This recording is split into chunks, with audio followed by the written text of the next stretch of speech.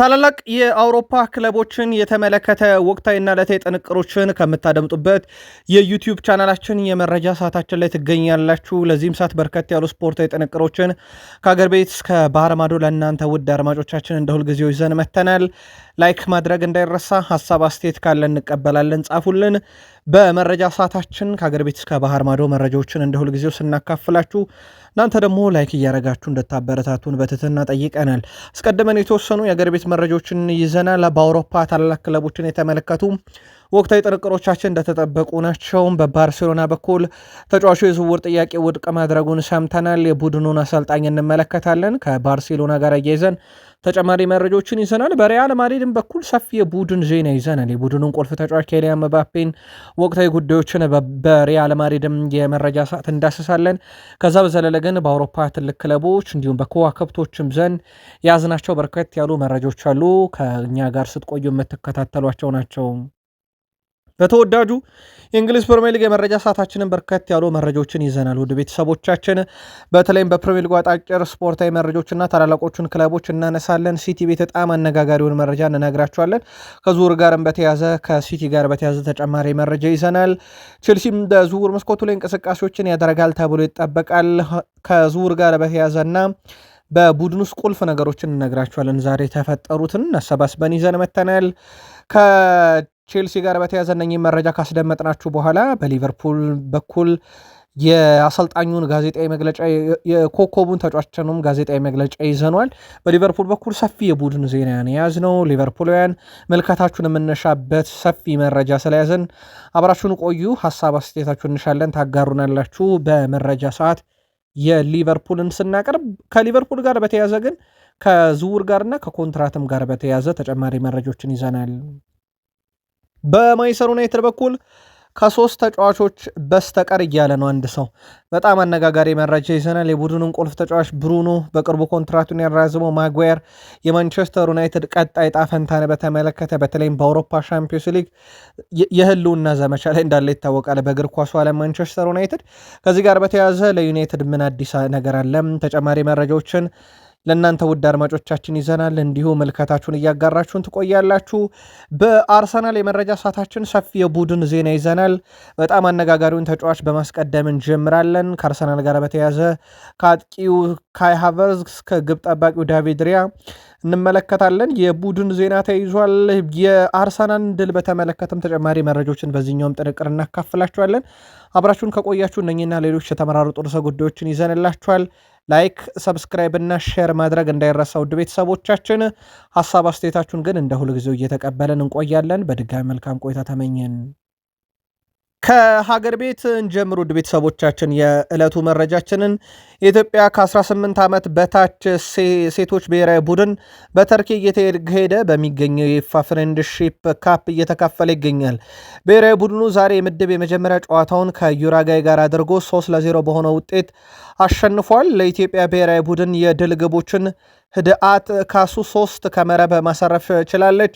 የቡድኑ ቀጣይ ምድብ ጨዋታ ቅዳሜ ሚያዝያ 3 2018 ዓ.ም ከኮስታሪካ ጋር፣ ሐሙስ ሚያዝያ 8 2018 ዓ.ም ከኖርዌይ ጋር ይጫወታሉ። በጣም ጥሩ የሚባል ፎርም ላይ ይገኛል ከ18 ዓመት በታች የሴቶች ብሔራዊ ቡድን። እንዳጠቃላይም በብሔራዊ ቡድን ደረጃ ታዳጊዎቹ ጥሩ ፎርም ላይ ያሉ ይመስላሉ፣ በሴቶቹም በወንዶቹም። ዛሬ ደግሞ በጣም ይበል የሚያሰኝ አይነት ውጤት ነው የተመዘገበው በኢትዮጵያ ብሔራዊ ቡድን በኩል። የአውሮፓ መረጃችንን ከባርሴሎና እንጀምር። ዳኒ ኦልሞ ውድቅ አድርጓል ከአልቃዳሻ የመጣለትን የዝውውር ጥያቄ። የባርሴሎና ክለብ የቀረበለት 60 ሚሊዮን ዩሮ ነበረ። የ4 ዓመት ኮንትራት 9.5 ሚሊዮን ዩሮ ዓመታዊ ደሞዝ ለተጫዋቹ ደግሞ ቀርቦለት ነበረ። የባርሴሎናን ምላሽ አላገኘንም። ባርሴሎና 60 ሚሊዮን ዩሮን ተቀበለ ወይንስ የሚለውን አላረጋገጥም፣ ወይም ባርሴሎና በጉዳዩ ላይ የሰጠውን ምላሽ አላገኘ ነው። ዳኒ ኦልሞ ግን 9.5 ሚሊዮን ዩሮ ዓመታዊ ጠቅል ደሞዝ ቢቀርብለትም የአልቃዳሲያን ጥያቄ ውድቅ ማድረጉ ተረጋግጧል። በቡድኑ ይቆያል ተብሎ ይታሰባል። ሲቲም በነገራችን ላይ ተጫዋቹ ፈላጊ እንደሆነ በስፋት እየተነገረ እንደሆነ ይታወቃል። ከዚህ ጋር በተያያዘ ውድ ቤተሰቦቻችን ተጨማሪ መረጃዎችን በባርሴሎና በኩል ከዙር ጋር ስናነሳ እንመለከተዋለን። ሌላው በባርሴሎና በኩል ልናነሳ የወደድነው ሃንሲ ፍሊክን ነው። ሃንሲ ፍሊክ ማለት ውድ ቤተሰቦቻችን 17 ጨዋታዎችን በጥሎ ማለፍ ጨዋታ ያደረጉ 12ቱን ያሸነፉ፣ ሁለታቸው የወጡ፣ 3 ደግሞ የተሸነፉ ናቸው። አጠቃላይ ካረጉት 17 የጥሎ ማለፍ ጨዋታ 70.6% ድል አድርጓል። በጣም ትልቅ የሚባል ውጤት ነው። ምናልባት የሚፋለሙት ቡድን ውስጥ አትሌቲኮ ማድሪድ ማለት ነው ዣኖ ብላክ በሻምፒዮንስ ሊግ ስብስብ ውስጥ እንደሌለ አረጋግጠናል። ምክንያቱን አፈላልገን በቀጣይ መረጃ እናካትተዋለን። የቀድሞ የባርሴሎና ተጫዋች ሊዮኔል አንድሬስ ሜሲ በአንድ ሲዝን ከ60 ጨዋታ በኋላ 32 አሲስት ነበረው። 2011-12 በባርሴሎና በጣም ምርጡን ሲዝን ባሳለፈ ሰዓት ነው። የወቅቱ የባሊዮን ዶርም አሸናፊ ነበረ። ከሜሲ ጋር በተያያዘ አሁን የሱን ሪካርድ በባርሴሎና ተይዞ የነበረው ሪካርዱ ለመውሰድ ኦሊሴ በጣም ቀርቦታል። 28 አሲስት ደርሷል ከ40 ጨዋታ በኋላ። በጨዋታ 20 ጨዋታ እንግዲህ ተጨማሪ ተጫውቶ ነበረ ሜሲ። ከዚህ አንጻር ካየ ነው ለሪካርዱ የቀረው 4 አሲስት ብቻ ነው። በጣም ድንቅ ፎርም ላይ ይገኛል። ለእኔ ልጅነት አርአያ ሊዮኔል አንድሬስ ሜሲ ነበር። በታሪክ ታላቁ ተጫዋች ነው። በባርሴሎና ቤት ያደረገው ነገር በጣም አስደናቂ በሚል ሜሲንም ሲያወድሰው ሰምተናል። ሜሲን ካነሳን በዛው ከኬሊያን ምባፔ ጋር በተያዘ ደግሞ ሜሲ በአንድ ሲዝን በርካታ ግቦቹ በአውሮፓ ሻምፒዮንስ ሊግ 14 ናቸው። 2011-12 ነው ይሄም በርካታ ገቢ ያስቆጠረበት ሲዝን ላይ። አሁን ይህንን ሪካርዱን ውድ ቤተሰቦቻችን ኬሊያን ምባፔ 14 አስቆጥሮ ተጋርቶታል። ስለዚህ የሜሲ አብዛኛው ሪካርዶቹ በተለይም በሻምፒዮንስ ሊግ ወይ የተወሰዱበት ነው ወይ ሊወሰዱ በጣም የቀረቡ ሆነዋል። ምናልባት የኬሊያን ምባፔ ይሳካ የሆነው የምንመለከተው ያል ኬሊያን ምባፔ በዚህ ውድድር ዓመት ለሀገሩና ለክለብ 43 ጨዋታን አድርጎ 44 ጎል 8 አሲስት በ43 ጨዋታ 52 የግብ አስተዋጽኦ አለው። በእግር ኳስ ሕይወቱ ደግሞ 88 ጨዋታዎችን በሻምፒዮንስ ሊግ 94 የግብ አስተዋጽኦ እንደዚሁ ያለው ድንቅ የሚባል እንቅስቃሴን እያደረገ ይገኛል። በአውሮፓ ሻምፒዮንስ ሊግም በክለብም በብሔራዊ ቡድንም ደረጃ ያው ትልቁ ዘንድሮ በተጫዋቹ በኩል የሚጠበቀው ነገር የባሊዮን ዶር አሸናፊ ይሆናል አይሆንም የሚለው ነው። ከውድድር ዓመቱ የመጠናቀቅ በኋላ ደግሞ ሞር የሚታወቅ ይሆናል። ትሬንት አሌክሳንደር አርኖልድ አትሌቲኮ ላይ አሲስት አደረገ። ማዮርካ ላይ አሲስት አደረገ። አሁን ደግሞ ባየር ሙኒክ ላይ ያደረገ። በ3 ተከታታይ ጨዋታ አሲስት አደረገ። ምንም ነገር ሊፈጠን ይችላል ያለው ትሬንት አሌክሳንደር አርኖልድ በእርግጠኛነት በአውሮፓ ሻምፒዮንስ ሊግ አለቀ የሚባል ነገር የለም ብሏል። ከቲኤንቲ ስፖርት ጋር በነበረው ጨዋታ ምንም ነገር ሊፈጠር ይችላል፣ በተለይ ሪያል ማድሪድ ሻምፒዮንስ ሊግ ላይ ካለው አፈጻጸም ብቃት አንጻር ምንም ነገር ሊፈጠር ይችላል ብለዋል። በአሊያንዝ አሬና ላይ ያው የአንድ ጎል ልዩነት ነው በነገራችን ላይ 2-1 ነው ባየር ሙኒክ ድል ያደረገው። አልቫሮ አርቤዮላ በጣም የጨነቀንና የከበደን ነገር የማኑኤል ኖየር ብቃት ነው። እሱ በእውነት ፍጹም የተለየ ነው። የገጠምነው አደገኛውን ተጫዋች ነው ማለቱ ይታወቃል። አንዱ ይሄ የዚህ ተጫዋች ብቃት በጣም ጠንካራ መሆኑ በጨዋታው ላይ ተመልክተናል። በርካታ ጨዋታዎችን በአውሮፓ ሻምፒዮንስ ሊግ ያደረገም ሁለተኛው ተጫዋች ማኑኤል ኖየር እንደሆነ ይታወቃል። ቶኒ ሩዲገርም የመልሱን ጨዋታ እንደምናሸነፍ እርግጠኛ ነኝ እያለ ነው። አሊያንዝ አሬና በቤርናቢው ያልሆነለት ሪያል ማድሪድ እንዴት ይሆንለታል የሚለው ግን በትልቁ ቀጣይ ሳምንት በዕለተ ረቡዕ ምሽት 4 ሰዓት ላይ ይጠበቃል ጨዋታው። ባየርን በቤርናቢው በነገራችን ላይ ድል ለማድረግ በብዙ የተቸገረበት ዓመት ነበረ።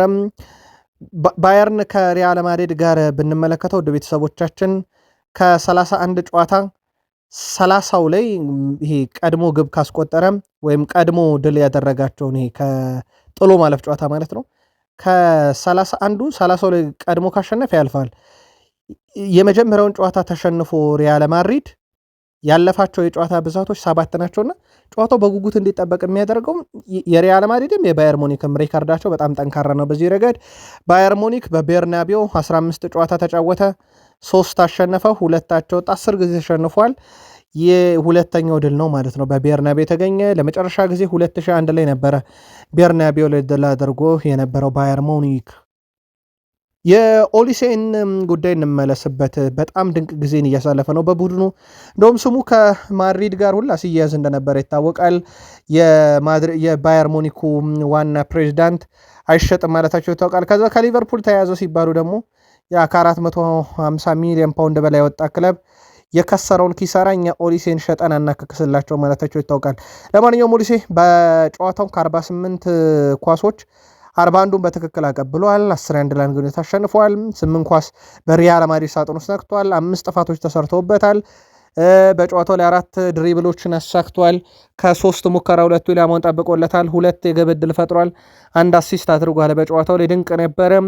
ሌላኛው የቡድኑ ተጫዋች የክንፍ አጣማሪው ዲያዝም ቢሆን ባለፉት 5 ጨዋታ 6 የግብ አስተዋጽኦ አለው።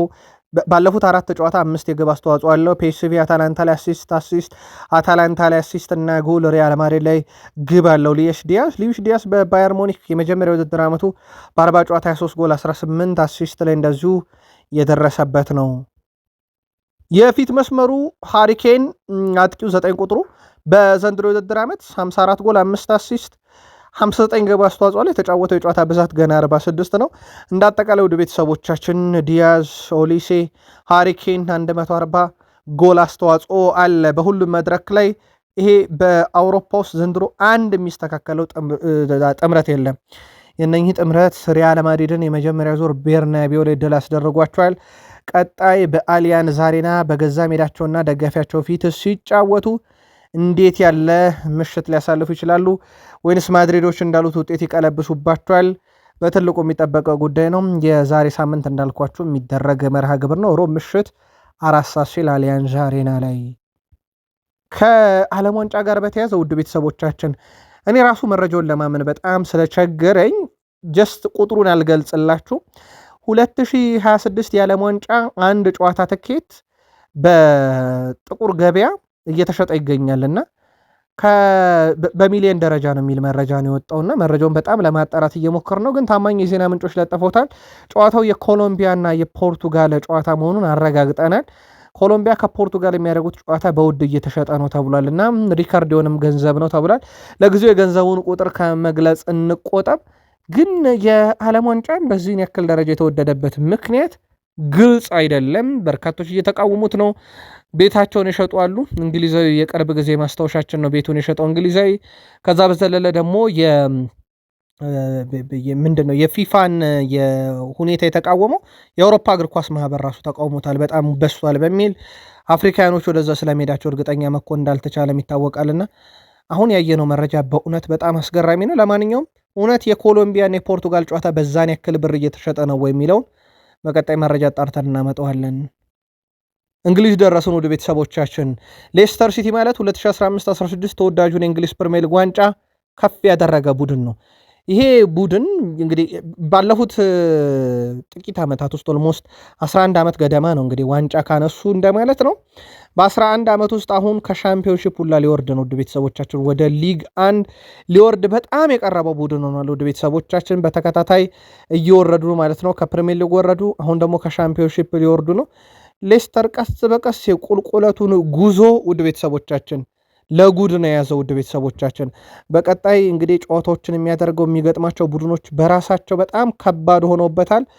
ያ የምናውቀው ሌስተር ሲቲ፣ ያ ገለልተኛ ደጋፊ የነበረው ሌስተር ሲቲ ከፕሪሚየር ሊግ በወረደ ማግስት ከሻምፒዮንሺፕም ሊወርድ ነው። ሲቲ ደረስን። በሲቲ ቤት የጀረሚ ዶኩ ፈጣን ተጫዋችነትና የድሪብል ችሎታው በብዙ ይነገርለታል። ግን ከግብ በብዙ ኪሎ ሜትር የራቀ የሲቲ ተጫዋች ነው። ዶርጉ በፕሪሚየር ሊጉ አሁን ላይ 3 የውድድር ዘመናትን እያሳለፈ ሲሆን 80 ጨዋታዎችን ተጫውተው ማስቆጠር የቻለ የግብ ብዛት 7 ብቻ ነው። በእርግጥ ሲቲዎች ከሱ ግብ ይፈልጋሉ አይፈልጉም የሚለውን ካየን ከዛ ጋር ከሚጫወት ተጫዋች በ80 ጨዋታ 7 ግብ በጣም ትንሽ ነው። ሲቲ ግን እንደሚታወቀው ታርጌት ማን አለው ኤርሊንግ ብሮት ሃላንድ እና ዋና የተጫዋቾቹ ሚና በራሱ ለሃላንድ ኳሶችን በበቂ ሁኔታ ማቅረብ ነው። አሊያም መርሙሽን ቦታው ላይ ካለ ቀደም ባሉት ጊዜ እነ ዩሊያን አልቫሬዝን በነበሩ ሰዓት በታርጌት ማን ስለሚጫወት በጣም ፖሰስ ያደረጉትን ቡድን ለታርጌት ማኑ ይሰጣሉ፣ ይቆጠራል እና ኬቨን ደብሮይናንም የምናውቀው በዛ ነው። ምናልባት ግን ዶኩ ከፍጥነቱ ከቅልጥፍናው የክንፍ አጥቂ ከመሆኑ አንጻር ከ80 የፕሪሚየር ሊግ ጨዋታ 7 ጎል ግን ምንም ጥያቄ የለውም፣ በጣም ትንሽ ነው። ሲቲያን ግን ከሱ የምንፈልገውን እያገኘን ነው ብላችሁ ታስባላችሁ ወይንስ ግቦቹ ያንሳሉ ነው የምትሉት? ጻፉልን። ቶትንሃም ቤት እንግዲህ በዝውውር መስኮቱ የሲቲውን ግብ ጠባቂ ሁኔታ ወደ መከታተል ገብቷል ተብሏል። በቶትናም በኩል በሲቲ ቤት በቂ የመጫወቻ ደቂቃ ያላገኘውን ጄምስ ትራፎርድን ለማስፈረም ፍላጎት አላቸው። ገና 23 ዓመቱ ነው። 25 ሚሊዮን ዩሮ አካባቢ በአሁኑ ሰዓት በገበያው ላይ በትራንስፈር ማርኬት የተቀመጠው የተጫዋቹ የዝውውር ሂሳብ ሆኗል። ከዚህ ጋር በተያያዘ ውድ ቤተሰቦቻችን ተጫዋቹም ባለፈውም ክረምት ላይ ወደ ቡድኑ ሲመጣ የቋሚነት ስፍራ ቃል ተገብቶለት ነበርና በተጫዋቹም በኩል ክለቡን ሊለቅ የሚችልበት ወይም ሲቲ ሊለቅ የሚችልበት እድል አለና ቶትንሃም ምናልባትም በቀላሉ እንዳሰቡት ሊያገኙት ይችላሉ ተጫዋቹን። ጉዳዩን ከስር እንከታተላለን። በተለይም በዕለታዊ የዝውውር መረጃችን አዲስ ነገር ካለ የምናደርሳችሁ ይሆናል።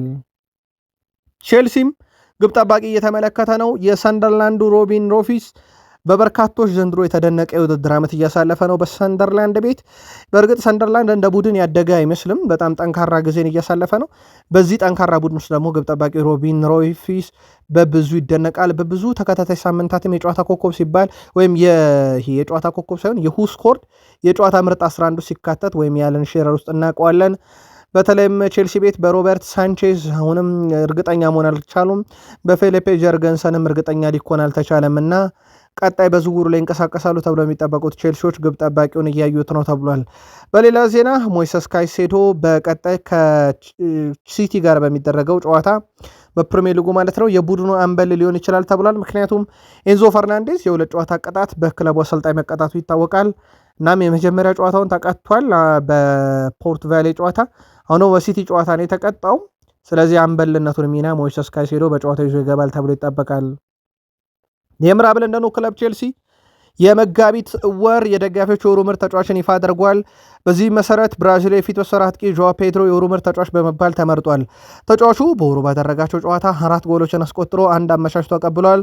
ዦዋ ፔድሮ ለተከታታይ ሁለተኛ ጊዜ ቼልሲ የወሩ ምርጥ ተጫዋች በመባል ተመርጧል።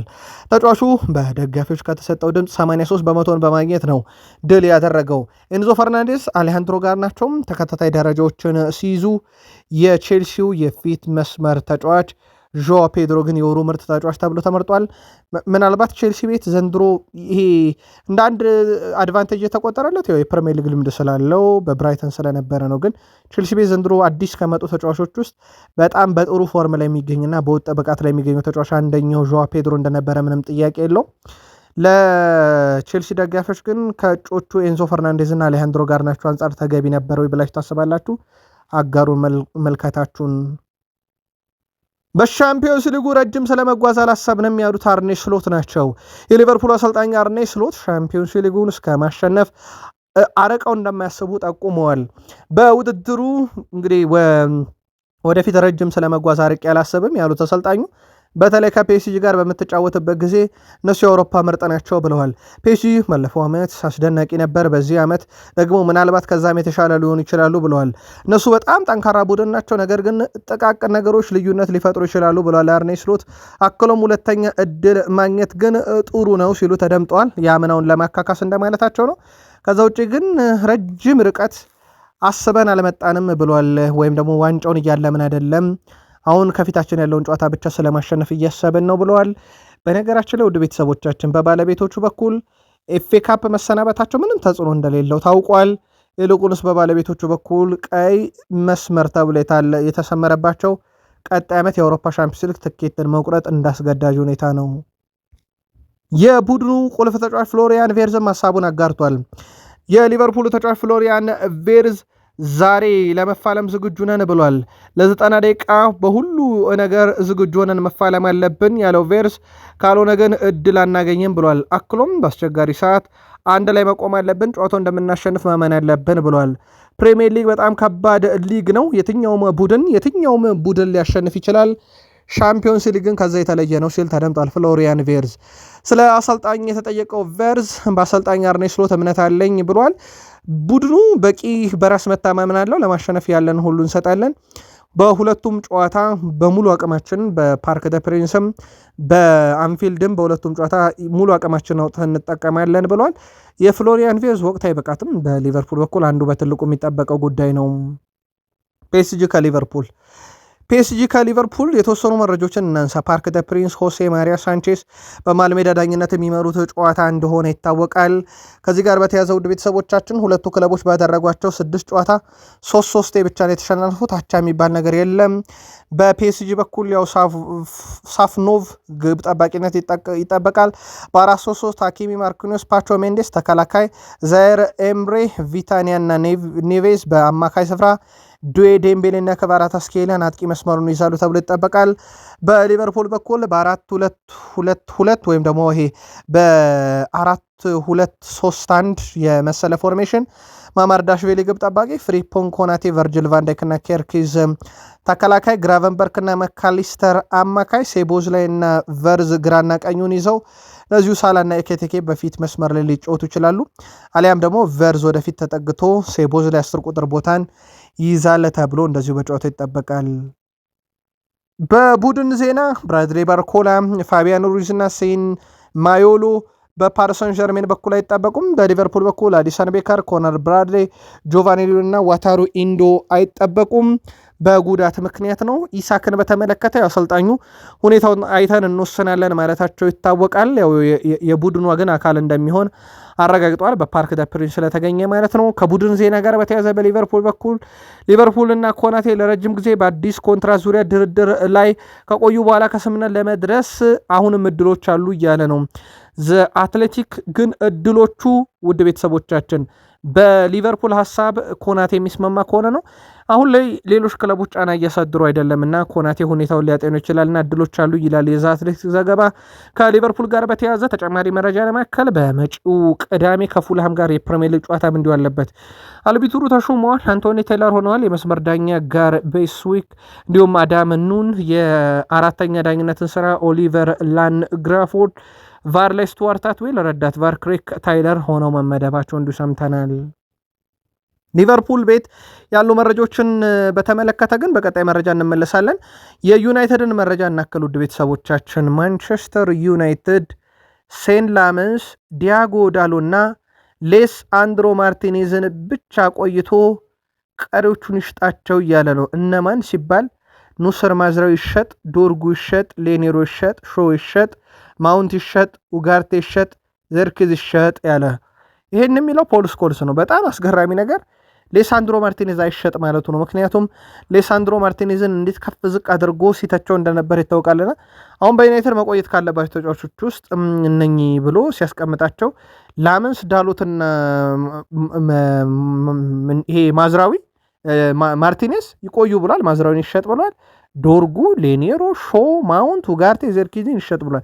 ምናልባት በጣም አስገራሚ ነው ያልተጠበቀውም የፓትሪክ ዶርጉና የሌኔሮን ይሸጥ ማለቱ፣ እንዲሁም ሾ በወቅታዊ ብቃት በጣም ጥሩ ነው ቢሸጡ ይሻላል እያለ ነው። ምናልባት የዩናይትድ ደጋፊዎች የእናንተ መልከታ እንዴት ያለ ነው በዚህ ጉዳይ ላይ አጋሩን። አንድ ደጋፊያችን ግን ምናልባት ስኮልስ ቀናተኛ ሆኖ ነው ወይ የሚል ጽሑፍ አድርሶን ነበረም። ግን የቀድሞ ክለቡ ላይ ነው ይሄን የሚለው። በእርግጥ በርካቶች የራሳቸውን መላመት እያቀረቡ ይገኛሉ በስኮልስ ወቅታዊ ሀሳብም ላይ። ዛሬ ብሩኖ ሽልማቱን ተረክቧል። የፕሪሚየር ሊግ የወሩ ምርጥ ተጫዋች፣ የማንቸስተር ዩናይትድ የወሩ ምርጥ ተጫዋች የሚለውን ሽልማቱን ማለት ነው። የተጫዋቹ የማንቸስተር ዩናይትድ ቆይታ ያው አሁን ላይ የተረጋገጠ ነገር የለውም፣ ግን በክለቡ ኮንትራቱን የማራዘም እድል ወይም ደግሞ በማንቸስተር ዩናይትድ ቀጣይ ዓመት የመቆየት እድል አሉ ተብሏል። ሌላው በቅርቡ ኮንትራቱን ያደሰው ማጓየር ከኢንተር ማያሚና ከናፖሊ የቀረቡ ጥያቄ ውድቅ በማድረግ በማንቸስተር ዩናይትድ የአንድ ዓመት ውል እንደፈረመ ይታወቃል። ሃሪ ማጓየር ይህ ብቻ አይደለም፣ የእግር ኳስ ህይወቱንም ጭምር በዩናይትድ የማጠናቀቅ ልዩ ፍላጎት አለው የሚል መረጃን ስካይ ስፖርት ይዞ ወጥቷል። በማንቸስተር ዩናይትድ በኩል ከሰሞኑ ማለት ነው የዚህን ተጫዋች ኮንትራት እስከ 27 አንድ ዓመትና እስከ 28 የማራዘም አማራጭ ይዞ እንዳስፈረመው ይታወቃል። ዩናይትድ ቀጣይ ዓመት ውድ ቤተሰቦቻችን የአውሮፓ ሻምፒዮንስ ሊግ ትኬትን ለመቁረጥ ቅድመ ግምት ከተሰጣቸው ቡድኖች ውስጥ አንዱ ሆኗል።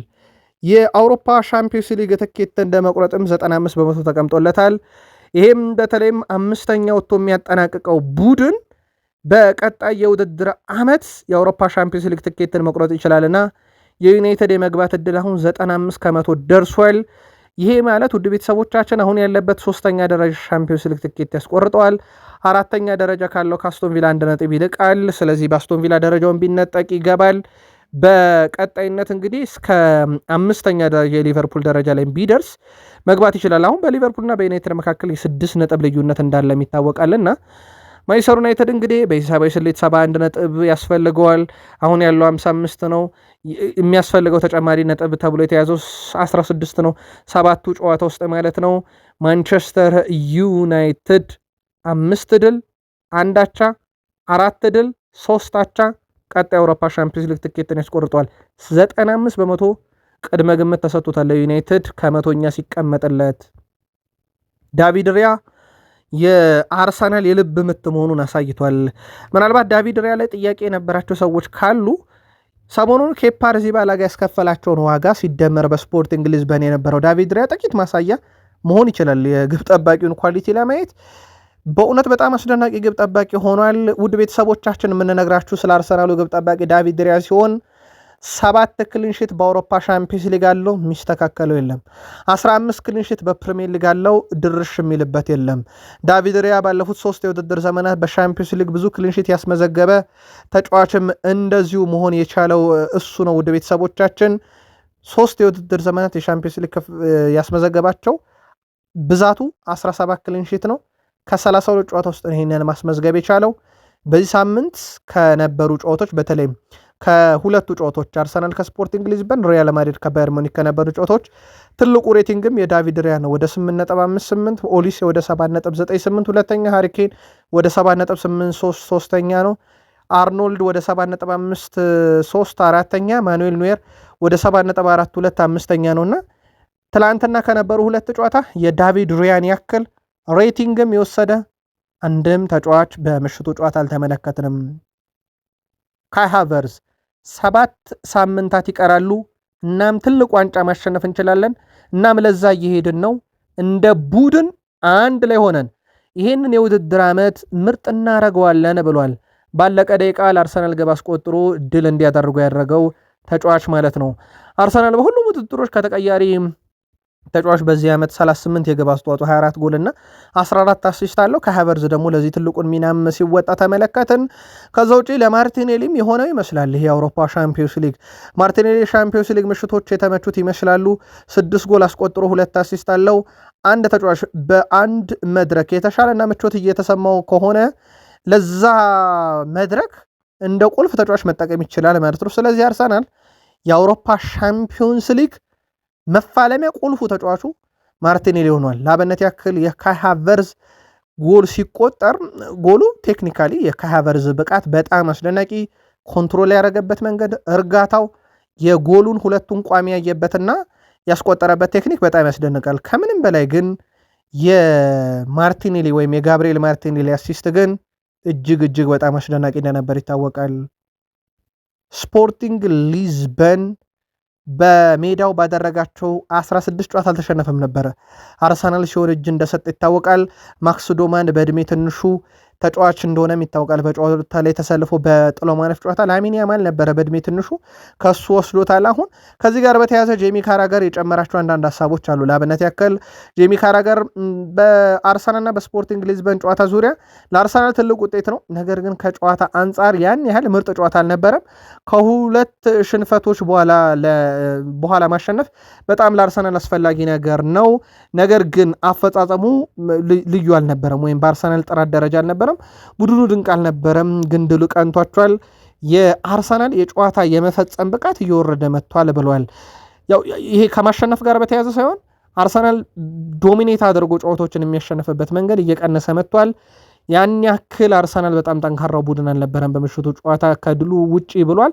ምናልባት ስንቶቻችሁ ይህን ሀሳብ ትጋሩታላችሁ? ጻፉልን። ካራገር ይቀጥላል። በቀሪ ውድድር ዘመን በዚህ ደረጃ ቢጫወቱ ዋንጫውን ያነሳሉ ብለህ ታስባለህ ተብሎ ጠይቆ ነበረ። ከሩብ ፍጻሜ ይልቅ የምድብ ጨዋታ ይመስል ነበረ። ከሪያል ማድሪድ እና ከባየር ሙኒክ ጨዋታ ጋር ሲነጻጸር በጨዋታው ፍጥነት ምናልባትም በጥራት ላይም ግልጽ የሆነ ልዩነት ነበረ። በእርግጥ አርሰናል ጨዋታውን ተቆጣጥሮ ነበር፣ ነገር ግን ከሜዳ ውጪ ብዙ ስጋቶችን ለመውሰድ ዝግጁ አልነበረም። በጣም በጥንቃቄ ሲጫወት ነበረ እና እኔ የማየው በዛ መድረክ የሚደረጉ ጨዋታዎችን ነው። የባየር ሙኒክና የሪያል ማድሪድ ጨዋታ አንጻር ሲታይ አርሰናል የጨዋታን የመፈጸም ብቃቱ በጣም ዝቅ ብሏልና በዚህ መንገድ እየተጫወተ ዋንጫ ያነሳል የሚለውን ጉዳይ አመቱ ሲያልቀንየው ብሏል። የጄሚ ካራገር የግል ሐሳብ ነው። ምናልባት እንዳልኳችሁን የጄሚ ካራገር ሐሳብ ከዚህኛው አንጻር አርሰናል ድሉ ይገባዋል። ከተከታታይ ሽንፈት በኋላ የመጣም ድል ስለሆነ በጣም ወሳኝ ነው። ግን ጨዋታውን የተቆጣጠሩበት መንገድ ያክል አርሰናል ድል ለማድረግ የወሰደበት ደቂቃ ያስቆጠረው የግብ መጠን ማነስና በጨዋታው ላይ የነበረው ጥንቃቄ ግን በጣም ያሰጋል ወደፊት እያለ ነው። እናንተ ምልከታ በሐሳብ መስጫ ሳጥናችን ላይ ጻፉልን።